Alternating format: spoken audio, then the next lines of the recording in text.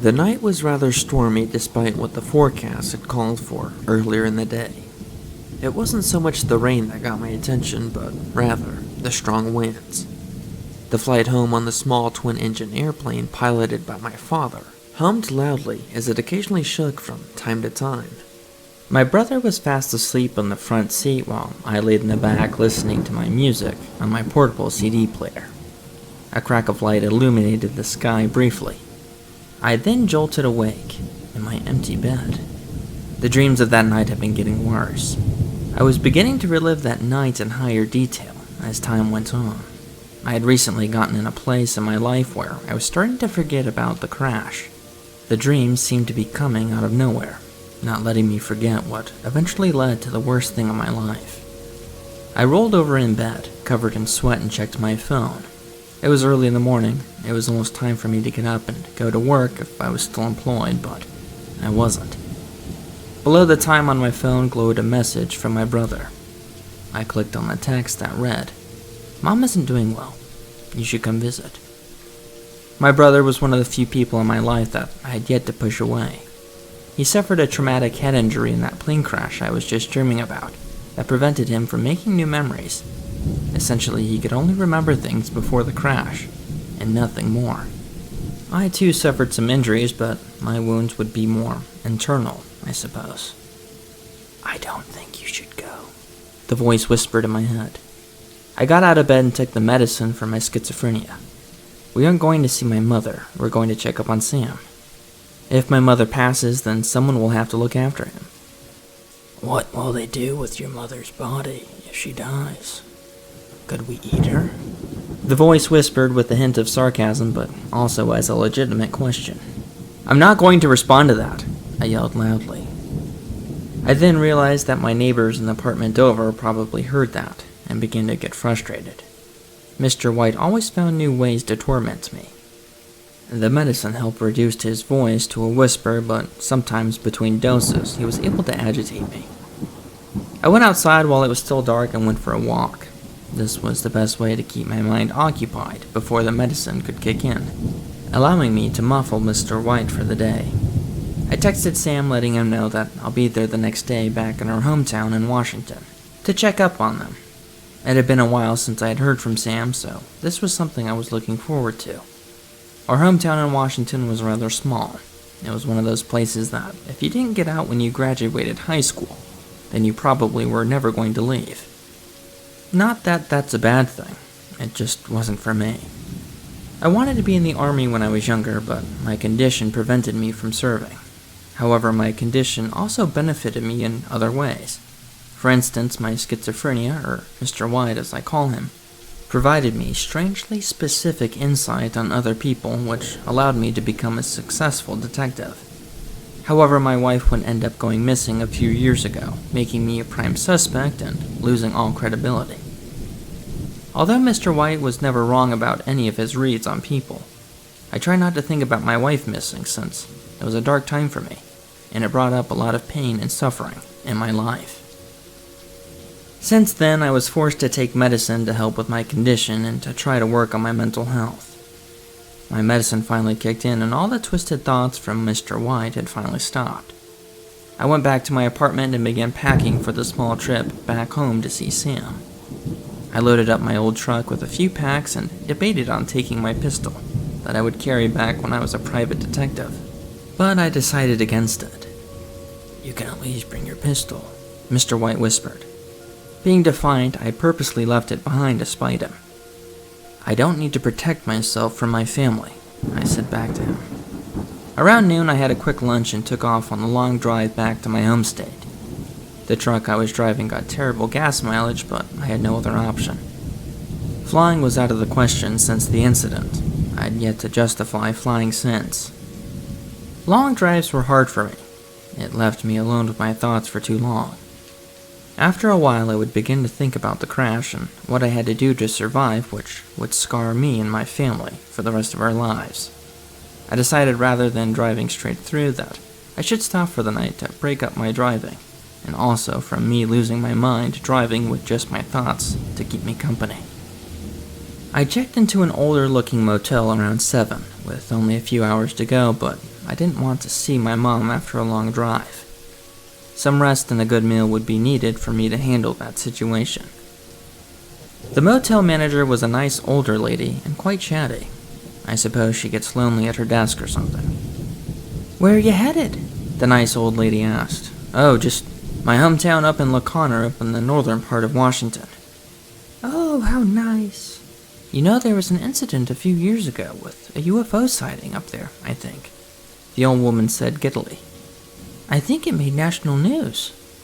"Yeah, I saw that. Just something to talk about up there, I guess," I responded.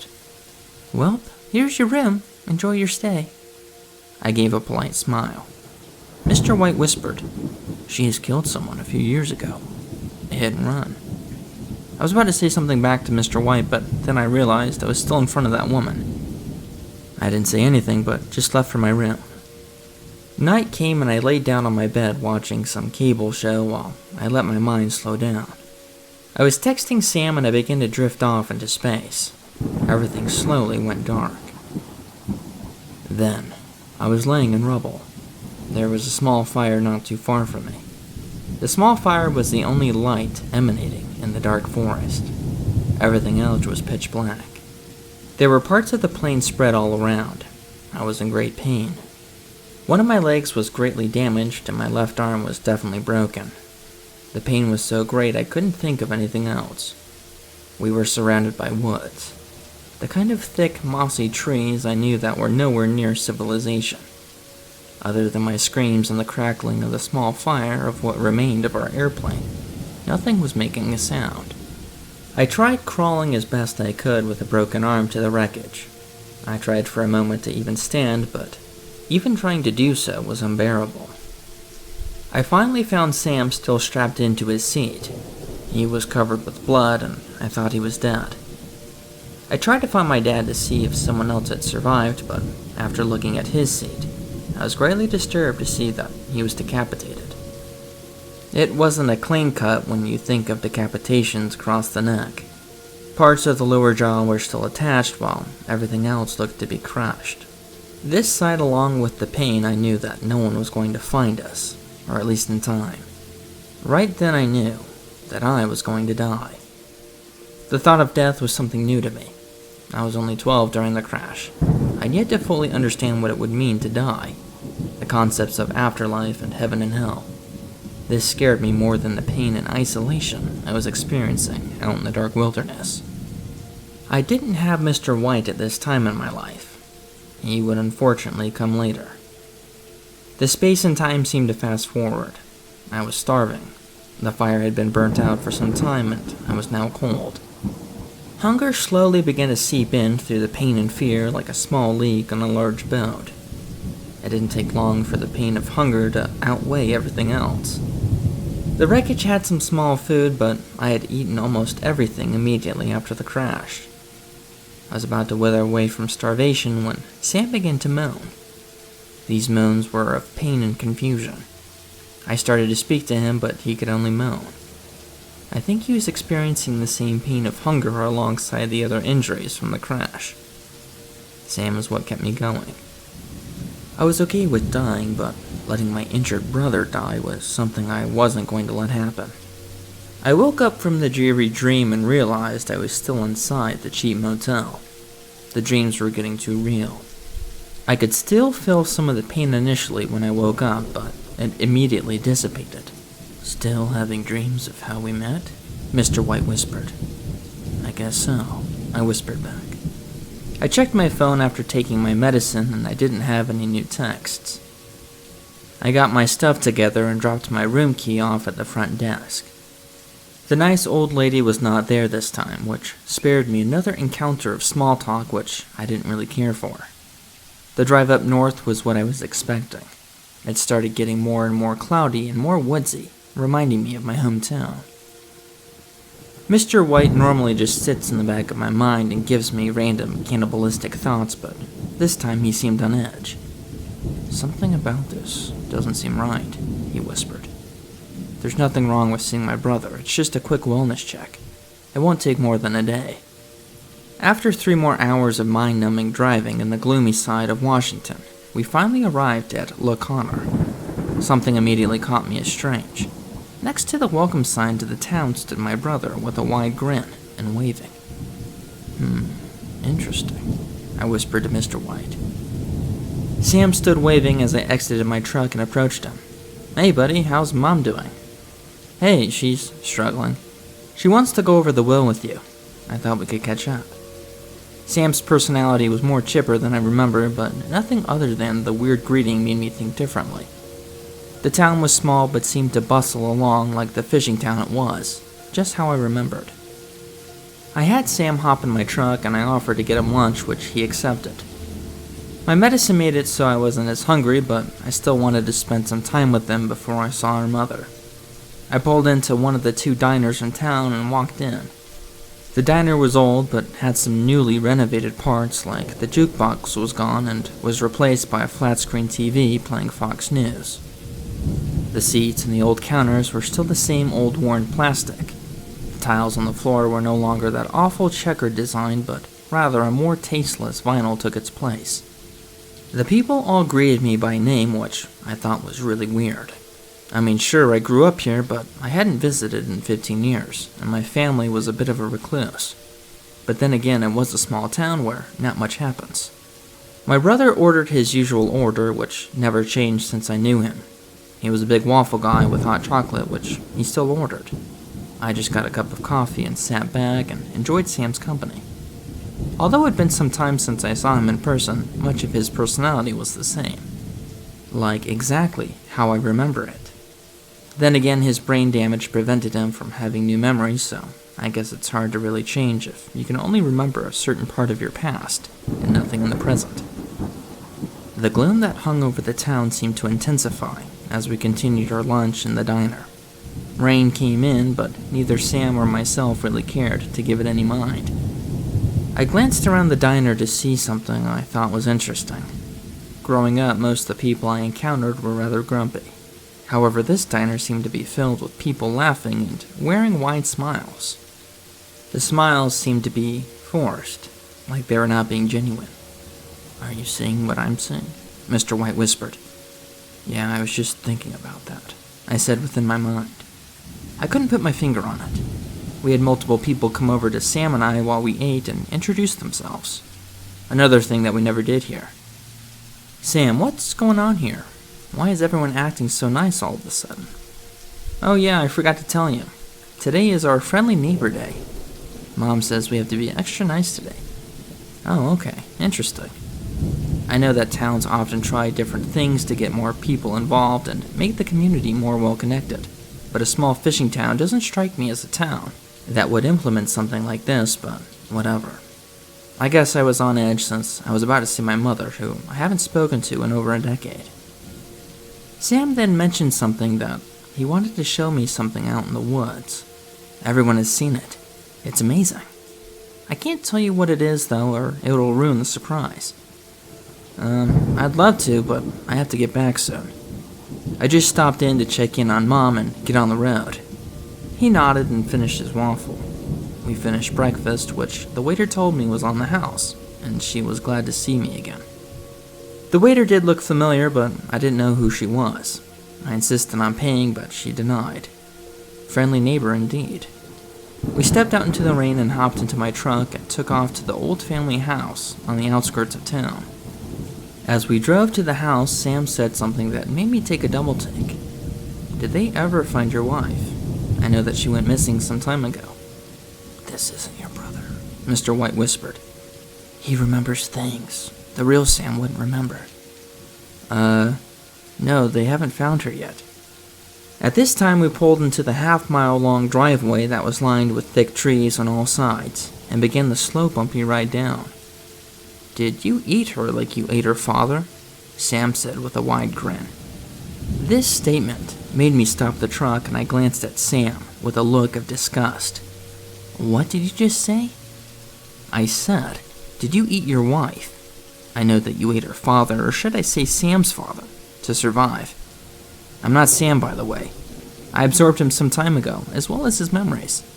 I saw that you ate his father when you got into that plane crash, so I figured maybe you ate your wife too. I tried reaching for my gun that I normally kept under my seat, but I felt nothing. Sam began to change into this slimy, reptilian-like creature and grabbed me by the throat, pushing me out of the truck. His grip was insanely strong, and I couldn't break free or even breathe. I was basically helpless. Normally, this would be the part where I would die. However, like all life-threatening situations since the crash, Mr. White wouldn't let that happen.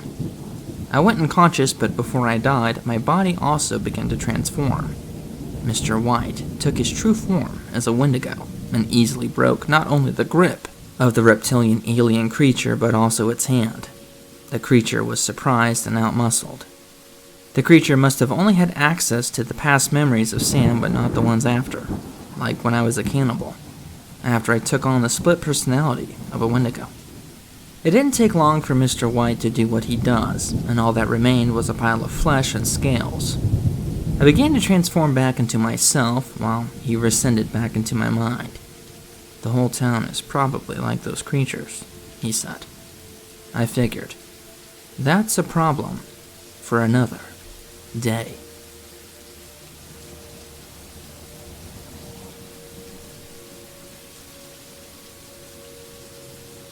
I am writing this entry to detail to you what has become a regular occurrence for me, where I am stationed in the Northwest.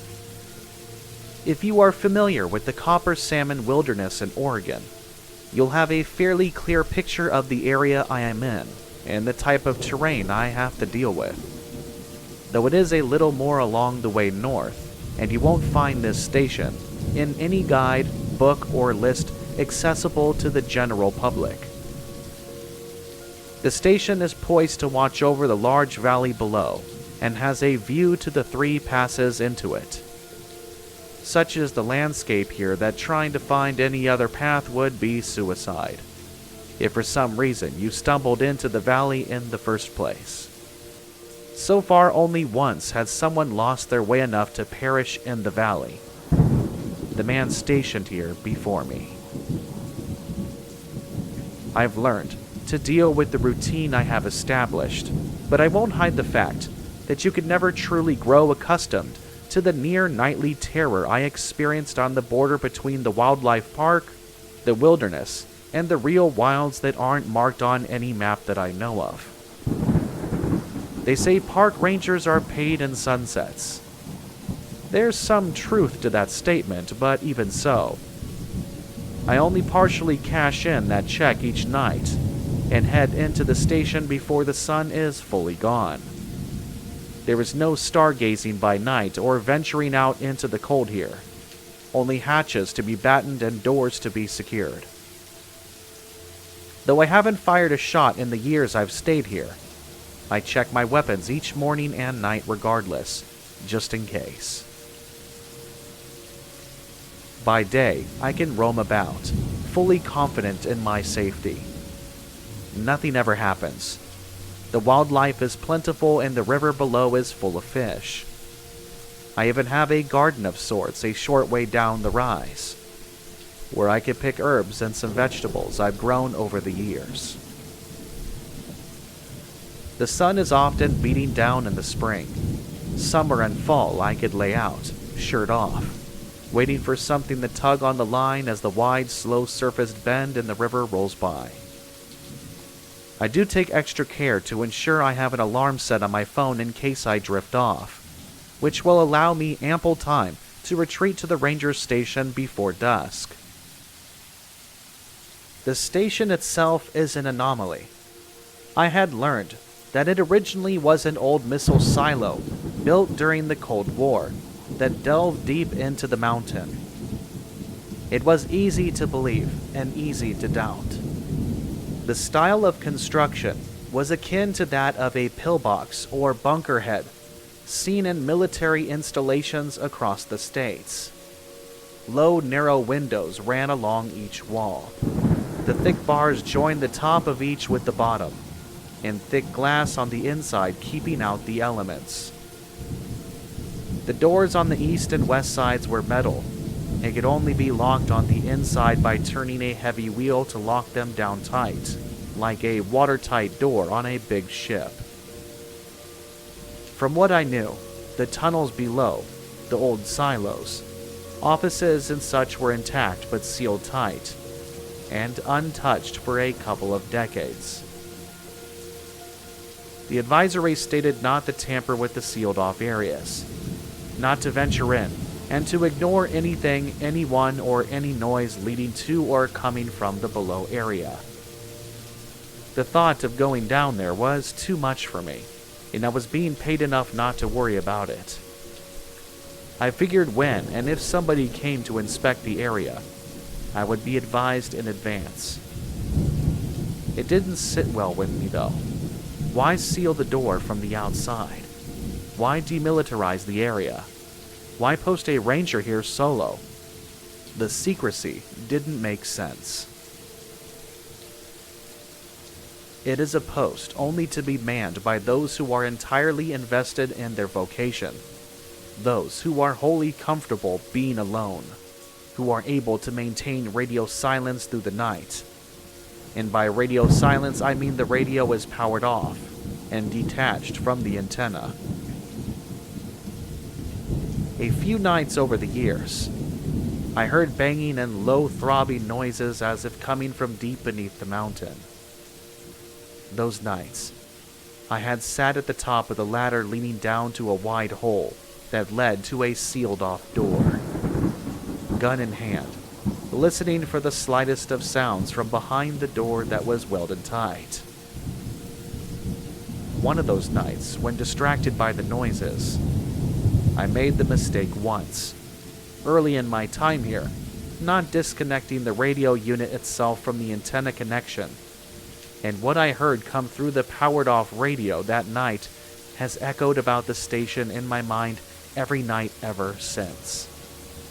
It sounded like a combination of something large, mean, and reptilian to the ear, but the voice that registered in my consciousness was worse.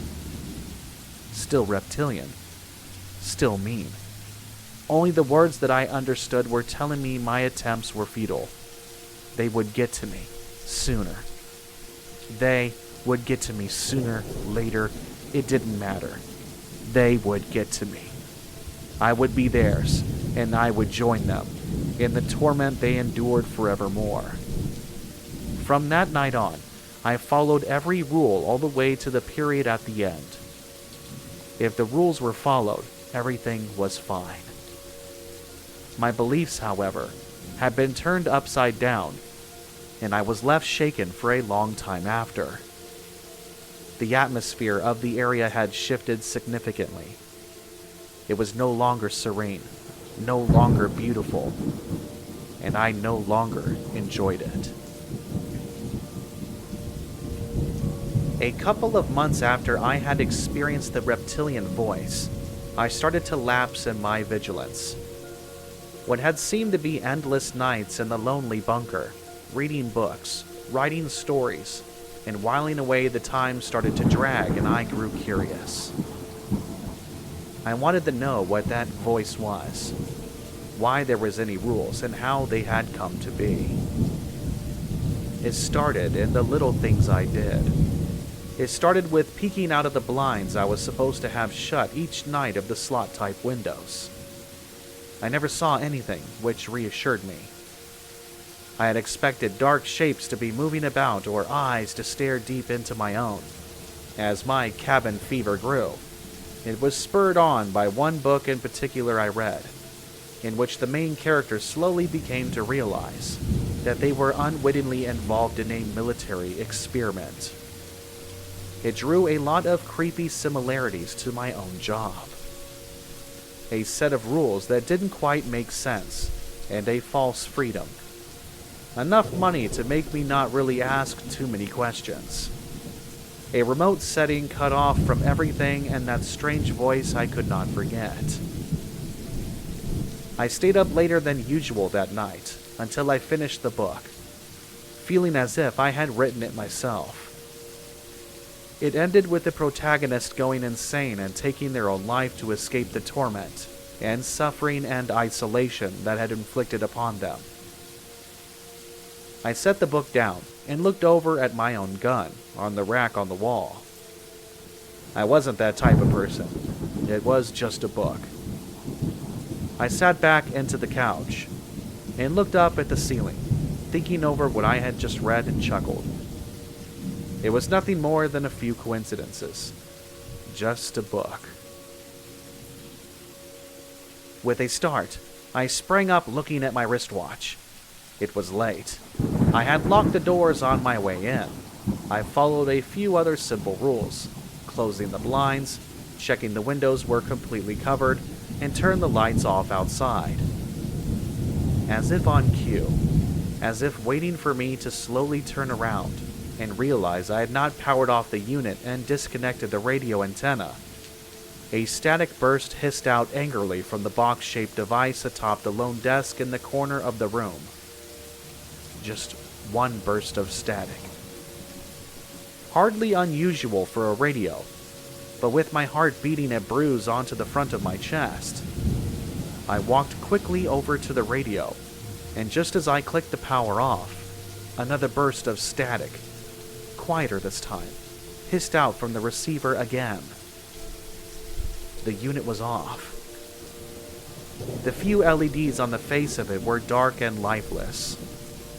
Hand trembling, I picked it up. Silence. I dropped the receiver and started to unscrew the antenna connection when I heard another quiet burst of static from the receiver. Goosebumps ran up my forearms as I waited for a couple of more heartbeats, with my fingers on the connection ready to turn it, and heard nothing. I started to twist the jack, and just as I was about to pull it out, there was a quieter still burst of static, followed by that same reptilian voice I had heard months back. "Let us out," it said, barely audible through the snowy burst of interference. I put the connection out and stood there, staring at the lifeless, powerless radio. How was it working? Who or what owned the voice? How did they know? Hesitantly, I slowly pushed the connection back into the radio and waited. Nothing happened for a few cycles of my breath, and I started to relax. It was my mind playing tricks on me. The radio was just cooling off or something. As stupid as I felt thinking it, it was just electrical discharge dissipating. Electrons and ions or whatever fizzing into nothingness.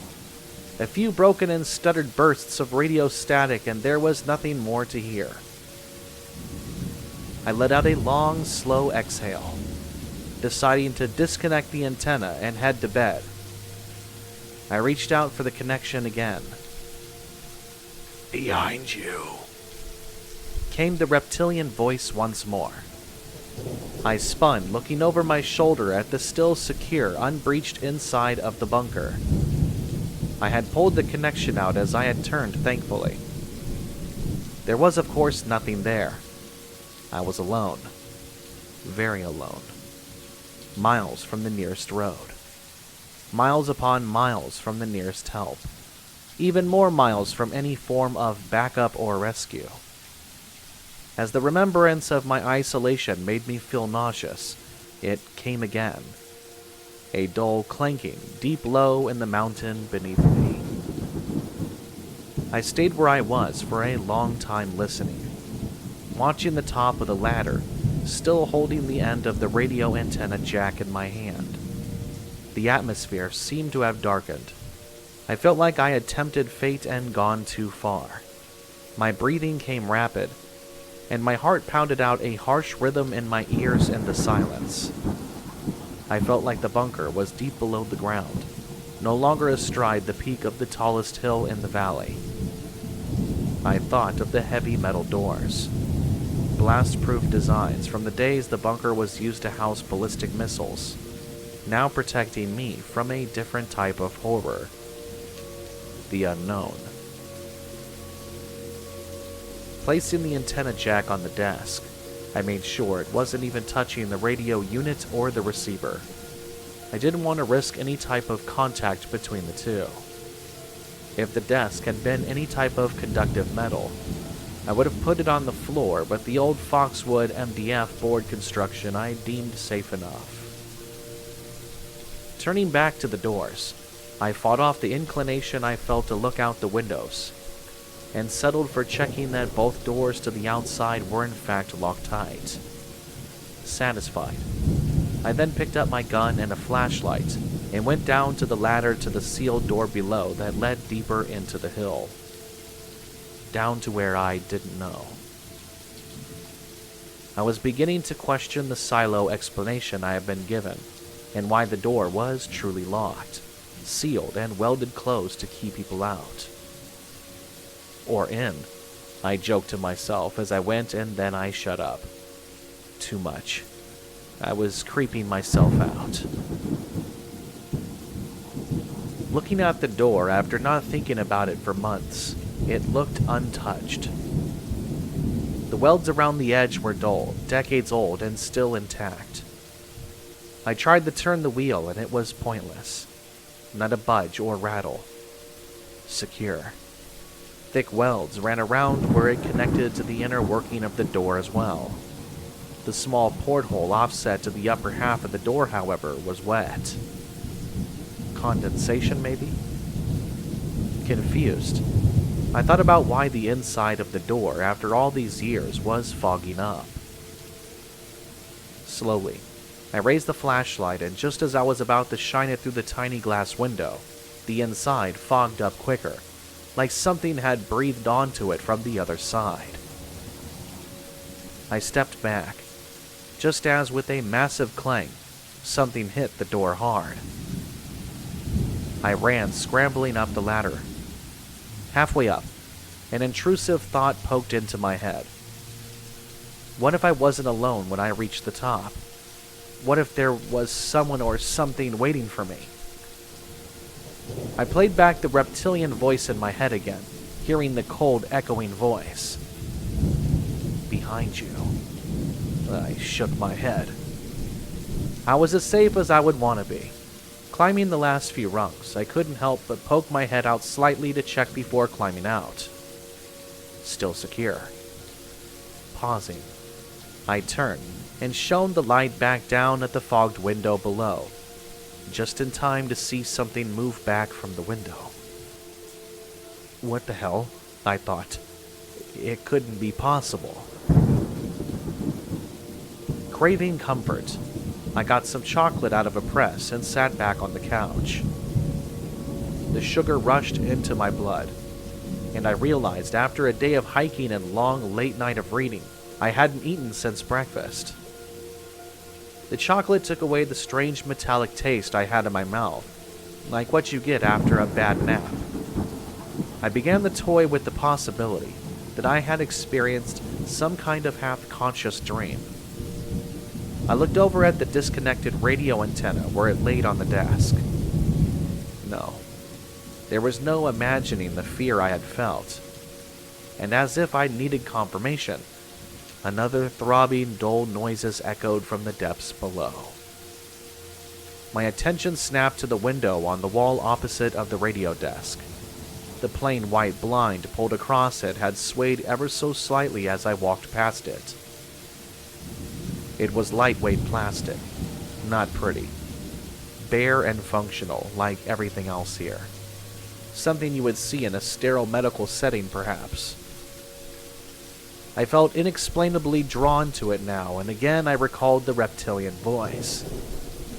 It had a grating, hollow quality to it, as if the voice's owner wasn't physically built for such pronunciation. Behind you. Looking from the desk to the window again, I felt something drawing me to it as I remembered. I drew the imaginary line from the radio to the window, and softly walked over to the blind. I stopped in front of it. It swayed slightly again as my breath passed over it. Shivering and confused, I reached out and slowly lifted a corner. Holding my breath, I peeked through and instantly regretted it. At first, I saw nothing, until my eyes adjusted and I saw slightly more. There in front of me was an eye. twice the size of my own, and set deep into a skeletal angular face. A cross between a feline and reptilian, black and gray in the distance, covered by a leathery skin that wouldn't have been out of place on an alligator. I recoiled and let the blind fall back into place. My breathing drew ragged now. A cold sweat broke out onto my brow and my hand shook as I wiped it away with the back of my arm. I felt a headache coming on as my blood pressure soared. Something tapped on the glass. 3 taps. Solid. Heavy. Hard. It tapped again, but I refused to move the blind, backing slowly away to sit in the chair I had been reading on earlier. Again the tapping came, now from the window opposite the first. Had it moved, or was there more than one thing, I thought.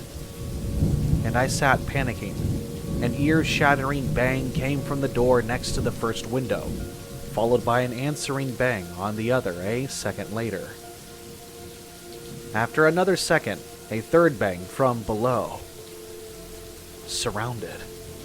Now I knew at least there were 2, if not more. I looked from one door to the other. My hands started to ache, clenching the arms of the chair so tight, the skin over my knuckles nearly stretched to splitting point. I stayed there for a long time, unmoving, listening for any little clue as to where the creatures I had heard were now. For what felt like an age, I froze. Nothing. Not that I would hear. The only outside noises I have ever heard in the bunker at night had to be directly impacting the structure. It was bomb-proof. I never heard the rain, and rarely, if it was really stormy, I could hear the wind. There was no clues for me, so I decided to creep closer to the door on the side, where I had last heard a metallic crashing on the door to the outside. Slowly, I got down to one knee and placed my ear on the door. With that, my head rang and I saw stars, as another crash on the door rang into my ear, and through the haze and high-pitched ringing in my ear, I thought I heard it. A deep, cutting snort. The slow cadence made it sound like a low chuckle. "Come out," I heard. Dazed and scared, I scooted away from the door to the reading chair once more, and sat there with my eyes closed and my hands over my ears trying to stop the spinning headache. My brain still feeling scrambled from the impact on the outside of the door as I had pressed against it. I was there so long I must have passed out or had fallen asleep. When I opened my eyes next, the bunker was dark, but daylight seeped in through the blinds. My head ached, and I fancied the last of the ringing, high-pitched noise from the night before was still rattling around in there somewhere. I went to each door. Both were secure. Slowly, I peered down at the sealed entrance to the mountain below, not bothering with the ladder, just leaning over and shining the light down. It was still welded tight. The porthole window was clear, only black beyond it. I peeked out the blinds and saw the rising sun, now quite a way up into the sky. It was late in the morning. How long the ordeal of the night before had gone on for, I couldn't guess. It was starting to feel claustrophobic and stale in here. With that thought, I started to crave fresh mountain air I had grown used to, and, reassured by the bright daylight and the gun in my hand, I quietly opened the bunker door and thanked the oil hinges as they silently swung outward. It was like any other day I had exited to watch over the valley. Birdsong around me, a comforting sign. A light sky broken by the odd cloud above, and the healthy green and brown colors of the valley below. cut through by the deep blue of the slow-moving river that wound its way along the bottom. I didn't risk it. I shut and locked the door again and went straight to the radio, slammed the jack into the receiver and powered it up. As soon as it registered as live, I called in a mayday, a ranger in need of extraction, I had shouted. The operator, through a mouthful of breakfast by the sound of it, cleared their throat and confirmed my location and asked the question I was expecting. "Are you secure?" they asked. "No," I answered, picturing the rule in the handbook I had been issued when taking up my station here. "I am not secure and unwilling to continue my watch." "You're requesting extraction. Please confirm your extraction passcode," they replied. The next code phrase was not written down anywhere. I had been instructed to only use it in case of an emergency. At the time, I had thought the need for it outlandish and overdramatic. I was beginning to understand the need for it. "This is the Bunker Watch, requesting extraction ASAP. Confirmation of Mike Oscar Delta," I said, as clearly as I could. "Affirmative," answered the operator. "Proceed to the evacuation point and stand by." Following the book to the letter, I dismantled the radio, took the back off and removed the motherboard and circuitry from it, and stashed them into my pack. I took my weapon, some water, and a packet of ready-to-eat meals, and added them to it before I exited the bunker and secured the door after me. I turned east towards the fast-rising sun, and set off for the bluff that marked the true peak of the mountain range I was atop of some dozen miles along and marched. The birdsong fell silently as the day wore on. It was unnerving.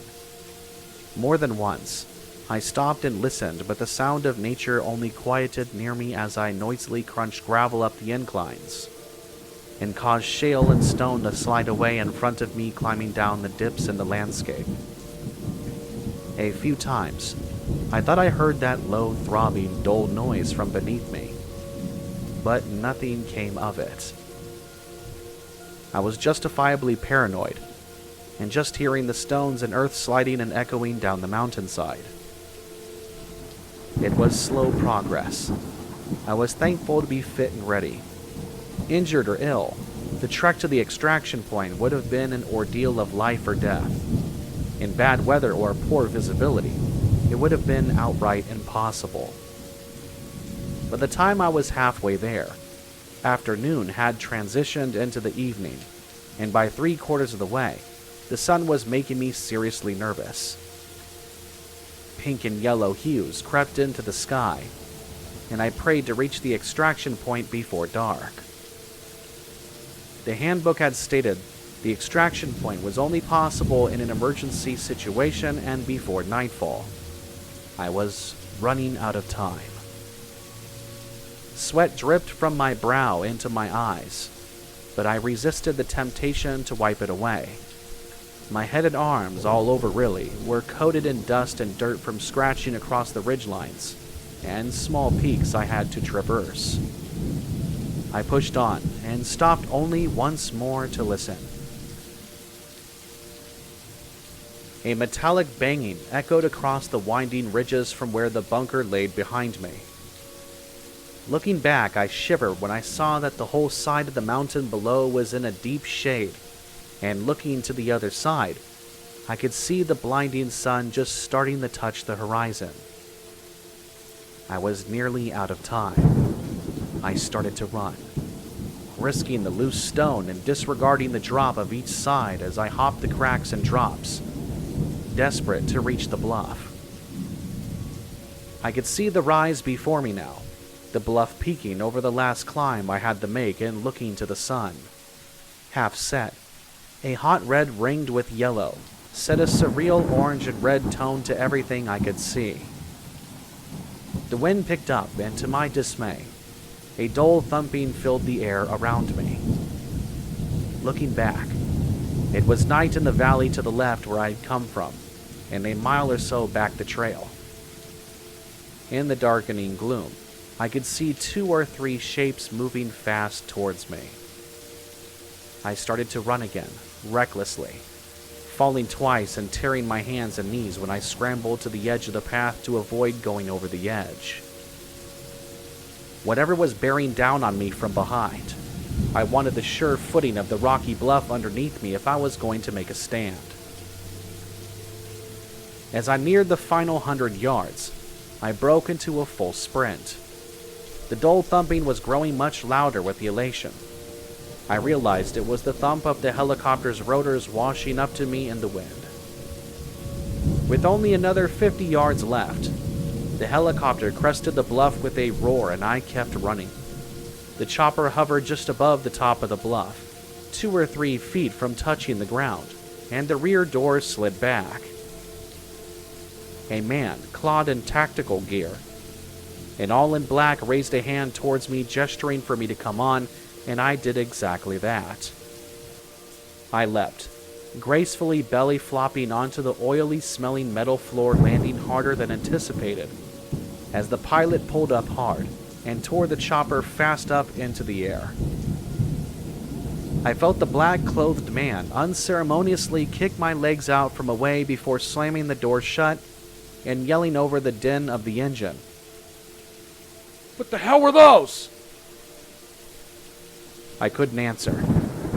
I had no breath left inside my lungs. The impact onto the chopper floor had winded me, and I couldn't catch my breath after the desperate final sprint to the bluff.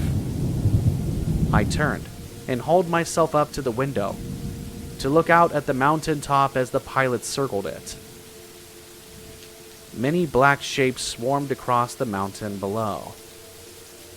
3 stood defiantly at the bluff where I had leapt aboard not 10 seconds before. "I don't want to know," I answered.